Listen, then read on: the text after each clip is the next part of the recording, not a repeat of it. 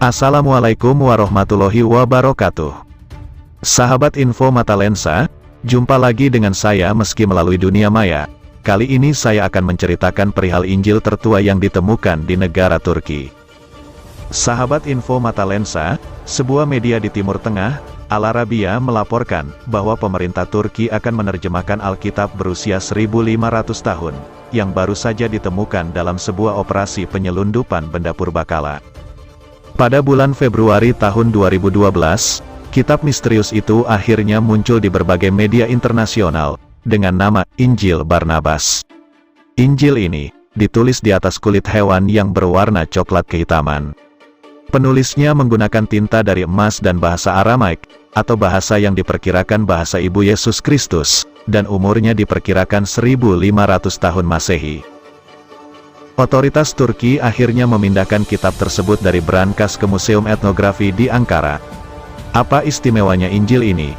Menteri Kebudayaan dan Pariwisata Turki, Ertuğrul Günay, mengatakan, Injil Barnabas lebih sejalan dengan ajaran Islam ketimbang 4 Injil lainnya, Matius, Markus, Lukas, dan Yohanes. Tokoh Yesus, dalam Injil kuno tulisan Barnabas 1500 tahun lalu juga menyangkal, kalau Yesus adalah seorang Mesias.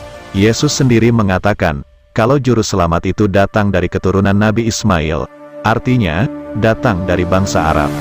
Perdebatan antar pakar di Turki pun menyeruak soal Injil ini. Ömer Faruk Harman, pakar teologi, mengatakan, butuh penelitian lebih lanjut untuk membongkar rahasia Injil Barnabas.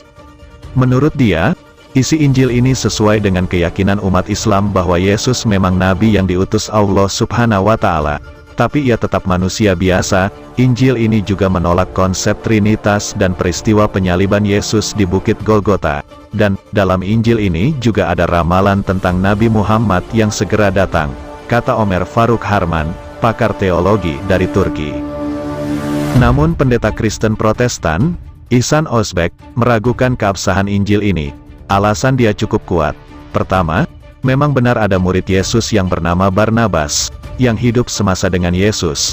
Itu berarti, Barnabas hidup sekitar tahun 1 Masehi. Kedua, Injil Barnabas diperkirakan dibuat pada tahun 500 Masehi atau 600 Masehi. Hingga saat ini, masih belum diketahui berapa tahun usia Injil tersebut. Namun dipastikan Injil kuno tersebut bernilai sejarah tinggi. Manuskripnya ditulis tangan dengan tinta emas di atas kulit, dengan gambar-gambar mengenai Kristiani. Pengakuan itu terdapat pada bab 41 dari kitab Barnabas, yang berusia 1500 tahun, yang ditemukan di Turki tersebut. Berikut ini terjemahannya. Allah telah menyembunyikan dirinya sebagai malaikat agung. Michael berlari, mereka Adam dan Hawa dari surga, dan ketika Adam berbalik, ia melihat bahwa di atas pintu gerbang ke surga tertulis, La Ela Ela Allah, Muhammad Rasul Allah.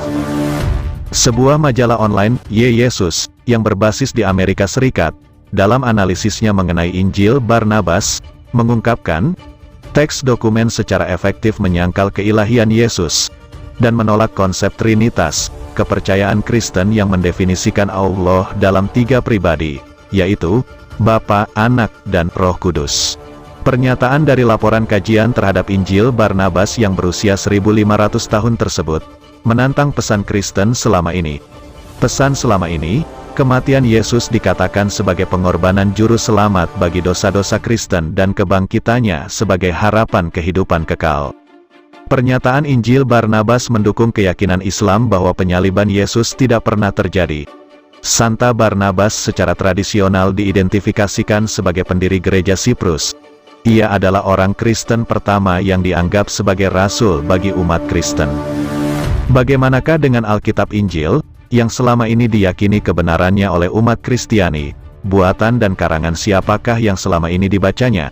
Karena kita tahu, kalau Injil yang baru ditemukan tersebut adalah tulisan Barnabas, yang merupakan murid pertama dari Nabi Isa Al-Masih atau Yesus, dan berarti pernah hidup bersama Nabi Isa atau Yesus pada zaman dulu. Demikianlah sahabat Info Mata Lensa, informasi yang sangat bermanfaat untuk kita semua.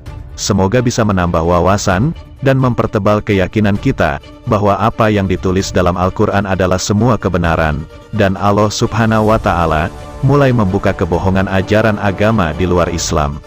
Jangan lupa bantu subscribe YouTube saya, agar kami tetap bersemangat untuk syiar agama Islam. Terima kasih, dan wassalamualaikum warahmatullahi wabarakatuh.